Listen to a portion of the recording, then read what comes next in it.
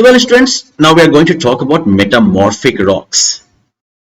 Metamorphic rocks के बारे में बात करने से पहले मैं आपको बता दूं कि मेटामॉर्फिस का मतलब क्या होता है। तो मेटामॉर्फोसिस का मतलब होता है जब कोई चीज जो है वो अपना फॉर्म बदल ले, तो उसे कहते हैं मेटामॉर्फोसिस। जब किसी चीज का रूप जो है वो कंप्लीटली बदल के कोई नया चीज बन जाए, तब उसे कहते हैं मेटामॉर्फोसिस। ओके, रॉक फॉर्मेशन के केस में मेटामॉर्फिज्म का मतलब होता है कि प्रेशर और हीट की वजह से अगर रॉक के स्ट्रक्चर में चेंज आता है तो उस फेनोमेना को हम कहते हैं metamorphism. Okay, now these rocks, metamorphic rocks, these are originally igneous or sedimentary rocks which have been changed due to excessive heat and pressure inside the earth.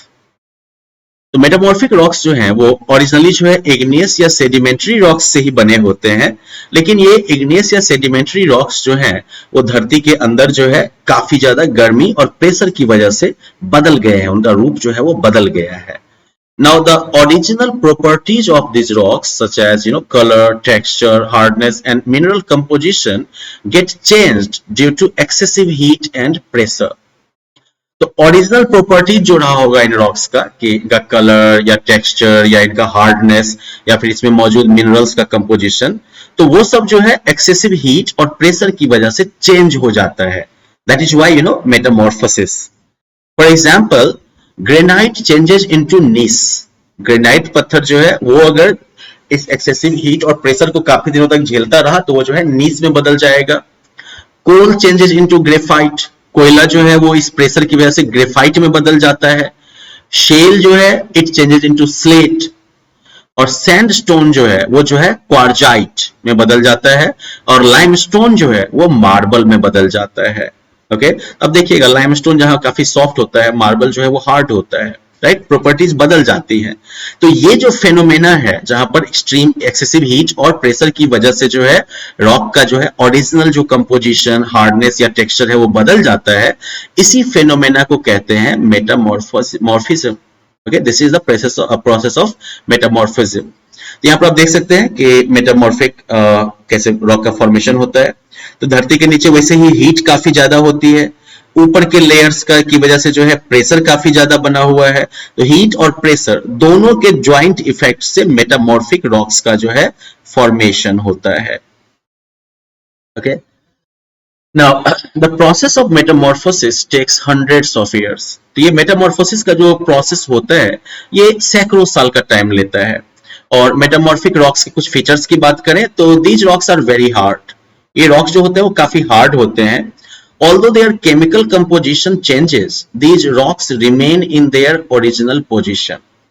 धरती के नीचे जिस किसी भी पोजीशन में जो है इनका फॉर्मेशन होगा ये वहीं पर मौजूद रहेंगे, लेकिन इनका केमिकल कंपोजिशन जो है वो चेंज हो जाएगा।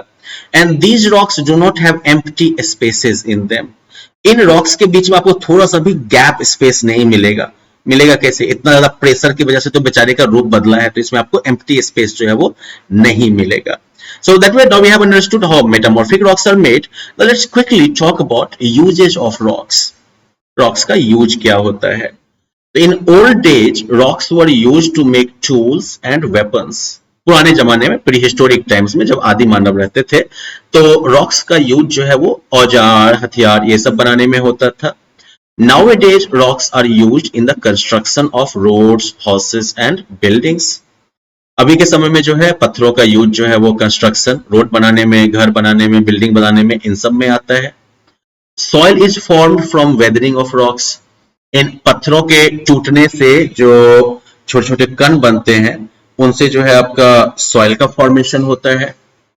Potash and phosphates found in sedimentary rocks are the sources of chemicals used in making fertilisers. Sedimentary rocks में जो पोटाश और फॉस्फेट्स मौजूद होते हैं, इन केमिकल्स का यूज जो है वो केमिकल फर्टिलाइजर बनाने में ही होता है। Metals like iron, gold and copper are obtained from ores, right.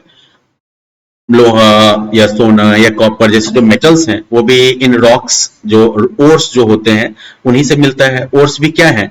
तो किसी एक तरह के जो है कह सकते हैं कि मटेरियल के किसी एक तरह का मटेरियल अगर किसी एक तरीके का मिनरल अगर ज्यादा मात्रा में मौजूद रहा किसी और में तो उसे हम क्या कह देते हैं? ओर कहते हैं, सॉरी, किसी खास तरह का मिनरल अगर पत्थर में मौजूद है ज्यादा कंसंट्रेशन में तो उसे हम ओर कहते हैं। तो इन्हीं ओर से जो है आयरन, गोल्ड, कॉपर वगैरह भी हासिल होता है। Gems and diamonds are found in rocks, rocks में ही जो है आपको जेम्स और डायमंड्स भी मिलते हैं। Minerals like coal and petroleum are used as fuels. Okay, कोयला और पेट्रोलियम जैसे जो मिनरल्स हैं इनका जो है हम फ्यूल के तौर पर यूज करते हैं। And remember the study of rocks is called petrology. Rocks की जो स्टडी है इस ब्रांच को क्या कहते हैं हम? पेट्रोलॉजी कहते हैं।